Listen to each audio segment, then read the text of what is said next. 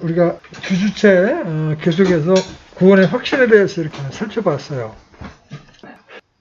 오늘은 신자가 갖는 두 가지 본성에 대해서 한번 살펴볼 거예요. 여러분, 구원받은 이후에 계속해서 반복적으로 짓는 어떤 죄 때문에 구원을 의심해 본 적 없습니까? 얼마 전에 제어부가 이제 게임에 다 끌려가는 모습을 보면 구원에 대해서 크리스찬을 가졌다는 얘기를 한번 들은 적이 있어요. 그 때문에 신자들이, 열심히 추구하는 신자들이 그런 문제들로 인하여 한 번쯤 이렇게 의심을 갖고 갈등하는 때가 신앙의 여정 가운데 있습니다. 이런 생각을 하는 거죠. 진정으로 구원받았다면 죄를 짓지 않을 것이다. 근데 분명히 구원받은 것 같은데 내가 죄의 세력에 속절없이 끌려가는 모습을 바라보면서 느끼는 갈등이에요. 바울도 그랬죠? 내가 계속 선을 행하고 싶은데 죄가 나를 끌어가는도다. 예? 여러분, 이제 여기서 우리 신자 안에도 두 세력, 두 존재가 있다는 것을 여러분들이 아셔야 합니다. 구원받지 못하는 사람에게는 두 세력이 있지 않아요. 그냥 옛사람이라고 하는 한 존재만 있는데 구원받고 나면 우리 안에 두 존재가 같이 살게 돼요.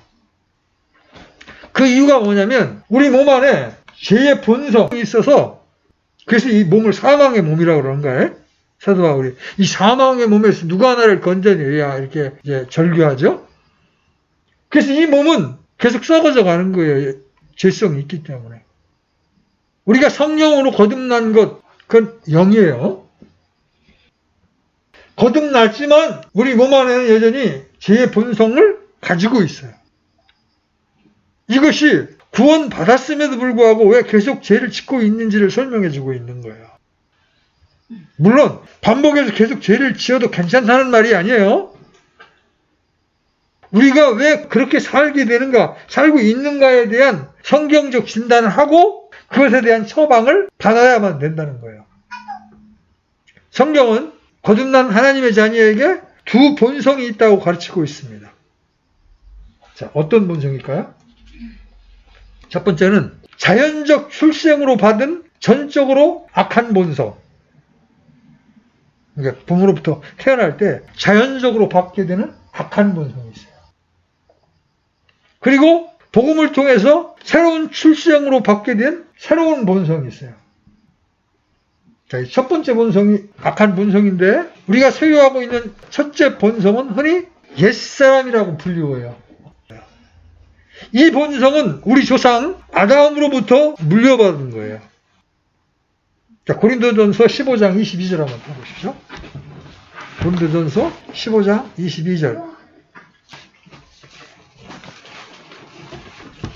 찾으셨으면 같이 읽습니다. 시작. 아담 안에서 모든 사람이 죽은 것 같이 그리스도 안에서 모든 사람이 살게 되리라. 여기 아담 안에서와 그리스도 안에서가 대비가 되죠. 아담 안에 있는 본성. 아담이 범죄한 이후에 아담으로부터 출생된 모든 사람, 아담 안에서 태어난 모든 사람이 갖고 있는 본성. 이게 첫 번째 본성이에요. 두 번째 본성은 성경에서 이 두 번째 본성을 새 사람이라고 불러요. 예수 그리스도를 자신의 구원자로 신뢰할 때 이 본성이 주어지는 거예요. 이 새 사람은 여러분 안에 거하시는 예수 그리스도십니다. 우리는 육체적으로 출생할 때 이 본성을 갖고 태어나지 않았어요. 이 본성은 예수 그리스도를 믿어 거듭날 때 값없는 선물로 우리에게 주어집니다. 이 두 본성의 순서를 여러분이 주목해야 합니다. 고린도전서 피셨으면 46절로 48절 보세요. 46절로 48절. 찾았으면 같이 읽습니다. 시작. 그러나 영에 속한 것이 첫째가 아니요 본성에 속한 것이 첫째며 그 뒤에 영에 속한 것이니라. 첫째 사람은 땅에서 나와 땅에 속하거니와 둘째 사람은 하늘로부터 나신 주시니라. 땅에 속한 자들은 또한 땅에 속한 그 사람과 같고 하늘에 속한 자들은 또한 하늘에 속한 그분과 같으니. 여기 순서를 보세요. 뭐가 먼저라고? 영에 속한 것이 첫째가 아니요? 뭐가 첫째야? 본성에 속한 것이 첫째야. 본성에 속한 게 옛사람이에요. 옛사람이 먼저 출생을 하게 된다고. 그런 다음에 영에 속한 것, 새사람이 복음을 통해서 출생하게 돼요. 땅에 속한 것, 그게 바로 옛사람이죠. 하늘로부터 난 사람이 새사람이에요. 그래서 요한복음 3장 6절에 이런 말씀이 있죠. 육에서 난 것은 육이요, 성령에게서 난 것은 영이니. 그래서 이 두 본성이 구원받은 신자 안에서 끊임없이 싸우고 있어요. 그래서 이 정체를 정확히 알아야 우리가 이제 영적 생활에서 승리하는 법을 배울 수 있어요. 자, 이 옛사람에 대해서는 성경에서 여러 가지 모양으로 정의를 하고 있어요. 옛사람은 모태로부터 태어났을 때 자연적 출생으로 받게 된 본성이에요. 여러분 시편 51편 5절 한번 펴보세요. 시편 51편 5절 찾으셨으면 같이 읽습니다. 시작. 보소서 내가 불법 가운데 형성되었으며 내 어머니가 죄 가운데에서 나를 잉태하였나이다. 뱃속부터 지금 죄를 가지고 내가 잉태됐다는 거예요. 근데 이 옛 본성은 성경에 의하면 사악한 마음이라고 해요. 예레미야 17장 9절 열어보세요. 예레미야 17장 9절. 자, 같이 읽습니다. 시작. 마음은 모든 것보다 거짓되고 극도로 사악하니 누가 그것을 알 수 있으리요. 인간이 스스로 자신을 모를 뿐이지 우리 인간의 마음은 모든 것보다 거짓되고 극도로 사악하다는 거예요. 정도의 차이가 있을 뿐이지 어떤 극한 상황에 처하게 되면 자기 아들도 잡아먹을 수 있는 게 인간이에요. 성경에 여러 번 나오잖아요. 자기 자식들 배고프니까 잡아먹는 얘기 나오잖아요. 얼마나 거짓됩니까? 조국이만 거짓된 게 아니에요. 정도의 차이만 있을 뿐이지 우리에게도 그런 기회가 주어진다면 그렇게 할 수 있는 게 우리라니까요. 그러니까 극도로 사악하다. 아, 나는 하늘을 우러러 한 점 부끄러움이 없는데 그건 아직 자기가 거울을 안 봐서 그래. 말씀의 거울 앞에 성령의 조명 앞에 자기가 서보면 성경은 우리 보고 뭐라고 말씀하세요? 정수리부터 발끝까지 성한 데가 없다. 그렇게 인간은 우리를 모른다는 거야. 그 옛 본성은 누구나 할 거 없이 사악한 마음이다. 특별히 하나님에 대하여 대적하는 마음이다. 굉장히 도덕적이고 윤리적으로 보이는 사람도요. 하나님 얘기하고 복음 얘기하면요. 그렇게 신경질을 낼 수가 없어요. 제가 이제 초등학교 그 카톡방에서 한번 이 무지개에 대한 이야기를 내가 한번 쓴 적이 있어요. 그때 비가 한참 많이 올 때라 무지개의 유래에 대해서 한번 이야기하고 거기에는 뭐 하나님을 믿으라는 말도 없고 복음 얘기도 없어. 단지 무지개가 이렇게 해서 더 이상 물로 심판하지 않겠다는 하나님의 약속으로 하나님 무지개를 주신 것이다. 그 얘기만 썼는데도 초등학교 동창 가운데 가장 도덕적이고 깨끗해 보였다고 하는 친구가 가장 적대적으로 저한테 댓글을 달더라고요. 왜 그래요? 그 마음이 하나님을 대적하는 사악한 마음이기 때문에 그래요. 자, 세 번째로 이 옛사람은, 옛 본성은 모든 사람이 악을 행하려는 내재적인 경향이에요. 이 부분을 한번 마가복음 한번 열어보십시오. 마가복음 7장 21절로 23절. 자, 같이 한번 읽어봅니다. 시작. 속에서 곧 사람들의 마음에서 악한 생각, 간음, 음행, 살인, 도둑질, 탐욕, 사악함, 속임, 색욕, 악한 눈, 신성모독, 교만, 어리석음이 나오는데 이 모든 악한 것이 속에서 나와 사람을 더럽게 하느니라 하시니라. 여러분 안에, 여러분의 마음속에 이게 다 있어요. 이 모든 악한 것이라고 지금 주님께서 정의하고 있어요. 악을 행하려는 경향성, 이게 옛 본성이에요. 이 옛사람은 본성에 속한 사람으로 어떤 면에서도 하나님께 복종하지 않는 아주 악하고 나쁜 것입니다. 이것은 왜 구원받지 못한 사람들이 성경을 이해할 수 없는지, 왜 성경을 싫어하는지를 설명해 줍니다. 왜냐하면 자기가 드러나잖아요. 성경 말씀 앞에 서면 내가 드러나니까 어떻게든 내가 드러나는 게 싫으니까 감추는 거예요. 감추려면 어떻게 해야 돼? 말씀 앞에 가지 않아야 되겠다. 자, 고린도전서 2장 14절도 한번 열어보십시오. 고린도전서 2장 14절 같이 읽습니다. 시작. 그러나 본성에 속한 사람은 하나님의 영의 것들을 받아들이지 아니하나니 그것들이 그에게는 어리석은 것이니라. 또 그가 그것들을 알 수도 없나니 이는 그것들이 영적으로 분별되기 때문이니라. 자, 본성에 속한 사람, 구원받지 못한 사람은 하나님의 영의 것들을 받아들이지 않습니다. 지옥이 있다? 너 가봤어? 여기 조롱하죠? 심판이 있다. 뭔 심판이야? 죽으면 끝이지. 조롱합니다. 부활을 이야기하면 콧방귀 낍니다. 하나님의 영의 것들을 받아들일 수가 없어. 왜? 그 사람의 지각이 지금 죽어있기 때문에. 그래서 어리석은 거예요. 근데 본인이 어리석은데도 자기가 지혜롭다고 생각하는 거예요. 그래서 성경은 뭐라고 말씀하세요? 어리석은 자는 그 마음에 하나님이 없도다 하는도다. 그리고 이 옛 본성이 가진 이 육신적인 생각은 하나님의 법에 복종하지 아니할 뿐만 아니라 복종할 수도 없어요. 그런 거로 육신 안에 있는 자들, 옛 본성을 따르는 사람들은 하나님을 기쁘시게 할 수가 없는 거예요. 그래서 이 옛 본성에 대해서는 성경에 여러 가지 다른 이름으로 묘사가 돼요. 옛사람, 겉사람, 그죠? 우리가 낙심하지 아니하노니 우리의 겉사람은 썩어져도 속사람은 날마다 새로워지는도다. 그래서 겉사람이라고 말해요. 옛 본성을 겉사람. 그 다음에 육신이라고도 표현해요. 육신. 자, 이제까지 우리가 옛사람에 대해서 살펴봤어요. 아담으로부터 물려받은 제약된 본성이 바로 옛사람인데 구원받은 신자 안에도 여전히 활동하고 있다. 이제 새사람은 전적으로 옛사람과 반대됩니다. 새사람은 옛사람과 다른 욕망, 다른 태도, 그리고 다른 동기들을 가지고 있습니다. 옛사람이 육신을 기쁘게 하기를 원할 때 새사람은 하나님을 기쁘게 해드리기를 열망합니다. 우리가 자연적 출생으로 첫째 본성을 물려받았던 것처럼 영적으로 다시 태어남으로 둘째 본성을 받게 되는데 이것을 베드로후서 1장 4절에서는 하나님의 본성이라고 말씀하고 있어요. 그래서 다시 태어남, 중생은 단순한 개선이나 변형이 아니에요. 종교는 뭐예요? 종교는 옛 본성을 다듬어서 어떻게 좀 멋있게 보이려고 하는 게 종교예요.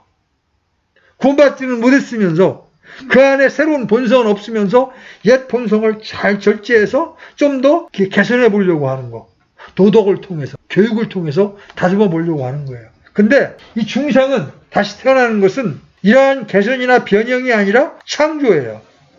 하나님이 다시 창조하는 거예요. 자, 에베소 4장 24절 한번 보십시오. 에베소 4장 24절. 자, 같이 읽습니다. 시작.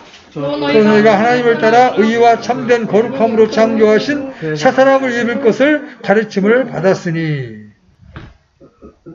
구원받을 때 우리 안에 예수 그리스도와 연합된 새 사람이 생겨나는 거예요. 이 둘째 본성의 이름들은 지금 이야기한 새 사람, 그 다음에 속사람. 내가 속사람을 따라 하나님의 법을 즐거워하나니. 속사람이라고 표현해요. 그리고 하나님의 본성이라고도 표현될 수 있어요. 베드로후서 1장 4절에 보면 그런 말씀이 있죠. 너희가 하나님의 본성에 참여하는 자가 되게 하려 함이라. 지금까지 우리가 옛사람과 새사람의 어떤 정의를 살펴봤는데 이 옛사람과 새사람의 차이점은 너무나 커서 마치 빛과 어둠을 비교하는 것과 같습니다. 보세요. 이 옛사람과 새사람이 각각 어떤 열매를 맺는지 보세요. 옛사람하고 새사람이 있어요.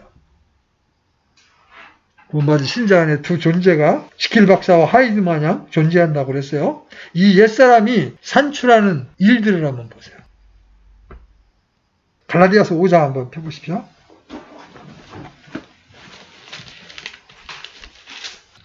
(9절부터) 21절 보십시오. 21절 시작. 이제 육신의 행위들은 명백하니 이것들이라 곧 간음과 음행과 부정함과 세욕과 우상숭배와 마술과 증오와 불화와 경쟁과 진노와 다툼과 폭동과 이단 파당과 시기와 살인과 술취함과 흥청됨과 또 이와 같은 것들이라. 내가 또한 전에 너희에게 말한 것 같이 이것들에 대하여 미리 너희에게 말하노니 그런 것들을 행하는 자들은 결코 하나님의 왕국을 상속받지 못합니다. 쭉 나오죠? 부상숭배, 마술, 정오, 경쟁, 진노. 딱 봐도 여러분 다 안 좋은 것만 나오죠, 그죠? 딱 봐도 도덕적으로, 윤리적으로 봐도 안 좋은 것들만 쭉 등장합니다. 이게 무엇이 맺는 열매다? 옛사람의 행위들이다.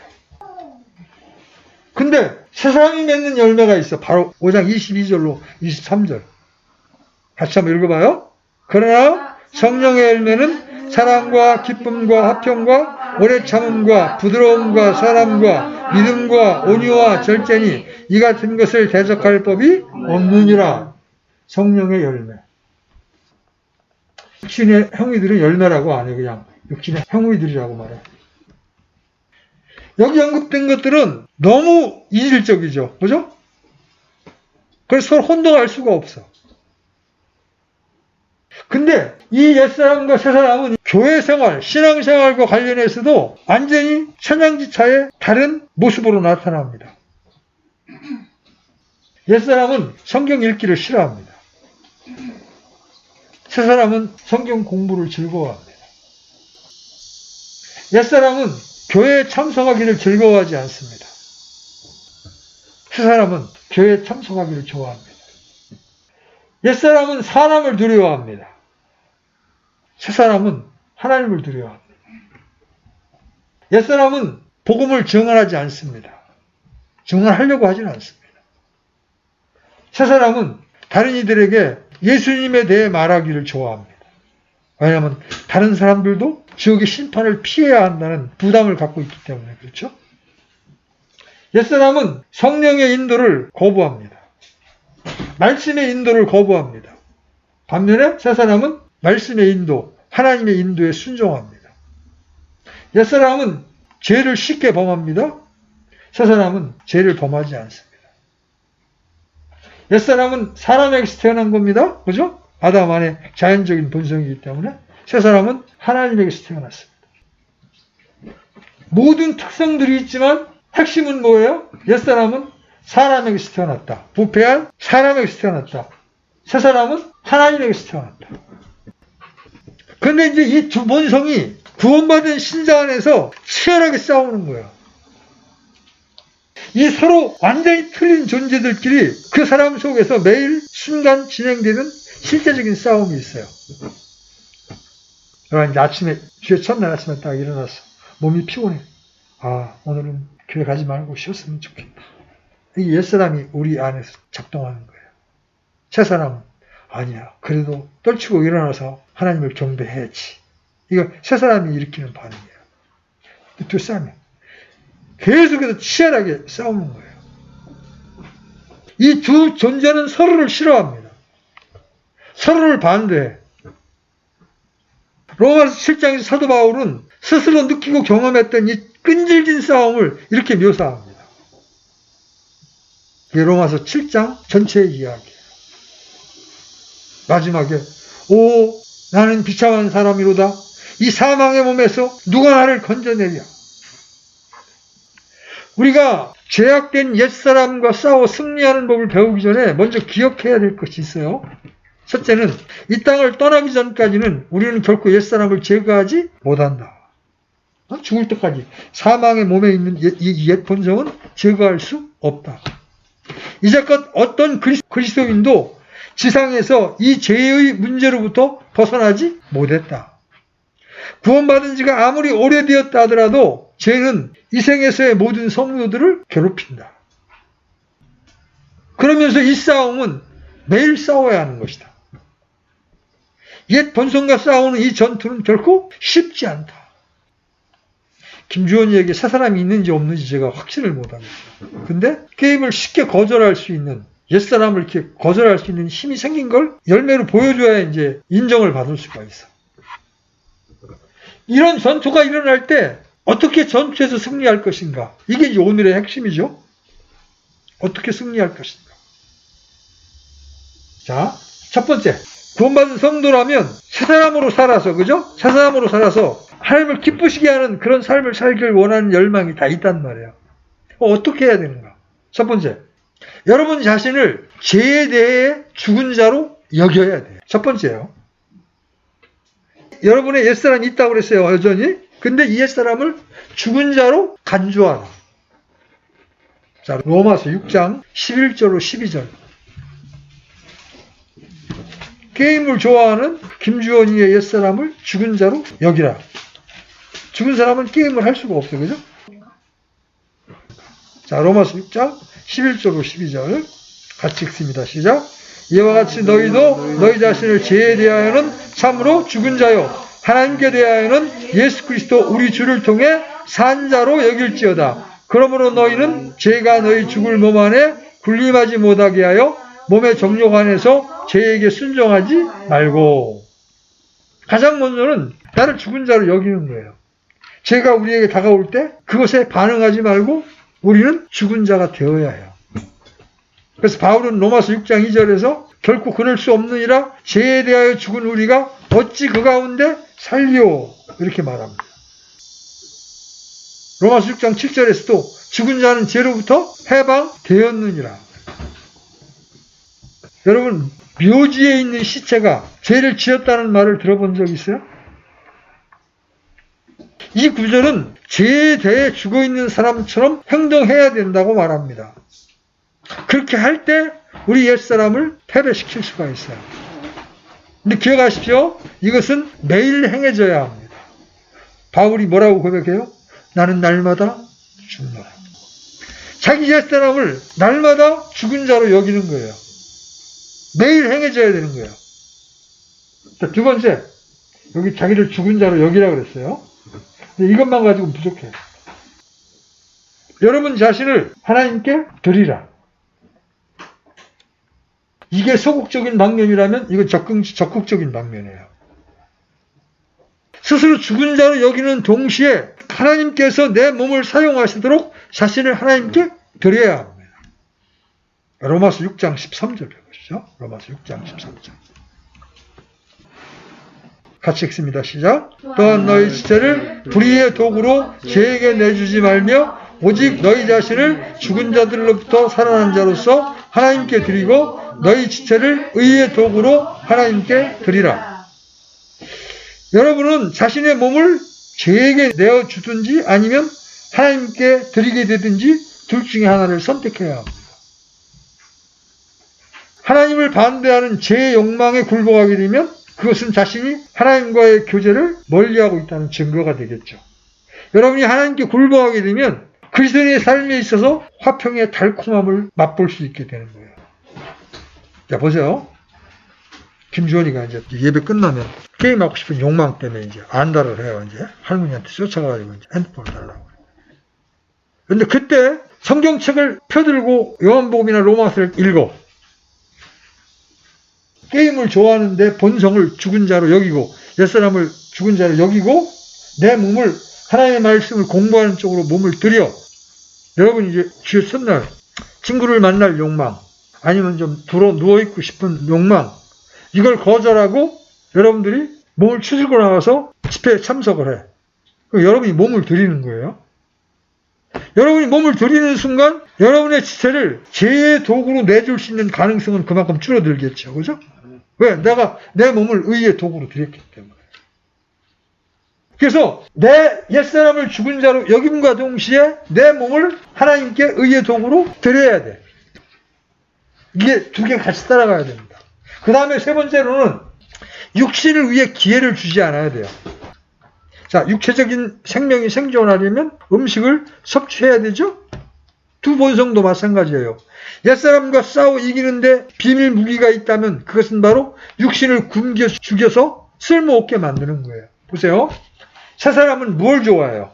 새 사람은 말씀을 좋아하고 기도를 좋아하고 교제를 좋아합니다. 그러면 새 사람이 점점 강해집니다. 왜? 공급이 있으니까. 말씀의 공급이 있고 형제들과 교제를 통해서 믿음의 공급이 있으니까 새 사람이 점점 커지면서 옛사람이 새 사람에게 눌리게 됩니다. 그러면 나를 통해서 새 사람이 나타나는 거예요. 반면에 여러분이 옛사람에게 육신에게 기회를 줘. 육신이 좋아하는 것만 여러분이 공급을 해줘. 세상 친구들 만나. 세상 사람들과 쓸데없는 잡담을 나눠. 계속해서 세상 사람들과 세상에서 어떻게 돈 벌 것인가 연구를 해. 계속 육신에게 기회를 줘. 그럼 어떻게 돼? 옛사람이 커지는 거예요. 새 사람은 슬며시 자신을 감춰버려요. 그러면 구원받은 신자라 할지라도 옛사람이 강해져. 그래서 어떤 사람이 흰강아지, 검은 강아지 얘기를 그 전에 하더라고요. 우리 안에 흰 강아지 있고 검은 강아지가 있어요. 흰 강아지가 승리하려면 검은 강아지는 굶기고 흰 강아지한테 계속 양질의 양식을 공급하는 거예요. 그러면 이건 힘을 잃고 이건 힘이 세지니까 흰 강아지가 승리하는 거예요. 거꾸로 검은 강아지가 좋아하는 것만 계속 공급을 해줘. 그러면 흰 강아지는 굶어서 힘을 잃으면 검은 강아지가 흰 강아지를 이겨버린단 말이에요. 우리 안에 옛사람과 새사람의 전투가 바로 이런 것이다. 근데 희한하게 사람들은 육신의 정욕을 채우기 위해서 육신에게 기회를 계속 공급합니다. 성경 공부보다는 세상 영화가 더 재밌고 세상 유행이나 취미가 더 재밌고 기회를 주게 되면 어떻게 돼요? 그 기회를 틈타고 우리 옛사람에게 양분이 공급되는 거예요. 그래서 로마서 13장 14절에서 오직 너희는 주 예수 그리스도를 옷 입고 육신의 정욕을 채우기 위해 육신에게 기회를 주지 말라. 하나님께 몸을 드리려면 우리는 육신에게 어떤 기회도 제공해서는 안 되는 거죠. 육신에게 기회를 제공하는 순간 마귀는 옳다 됐거나 하고 탁 낚아챕니다. 그래가지고 계속 육신을 설치웁니다. 성경을 믿는 그리스도인은 우리의 옛 본성이 완전히 뿌리채 뽑히지 않았음을 기억해야 합니다. 당분간, 몇 주간, 몇 달간, 심지어 몇 년 동안 승리를 쟁취했을지라도 옛사람에게 음식이 제공되면 다시 살아나서 죄를 짓게 됩니다. 우리 옛 본성은 야생동물의 본능과 비슷합니다. 사자와 같은 야생동물은 몇 주 동안 피를 맛보지 않고도 그럭저럭 살아갈 수가 있어요. 그러나 기회가 딱 제공되면 바로 그 본성이 살아나고 자신의 욕망을 채우게 됩니다.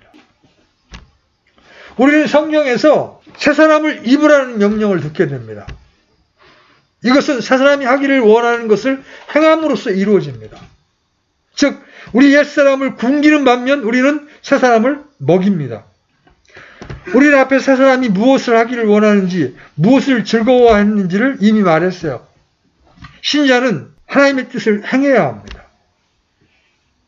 자, 여러분에게 이제 질문합니다. 여러분은 누가 지배합니까? 옛사람이 지배합니까? 새사람이 지배합니까? 만약 여러분을 옛사람이 지배하고 있다고 느끼면 여러분은 회개해야 합니다. 하나님, 이것은 잘못된 것입니다.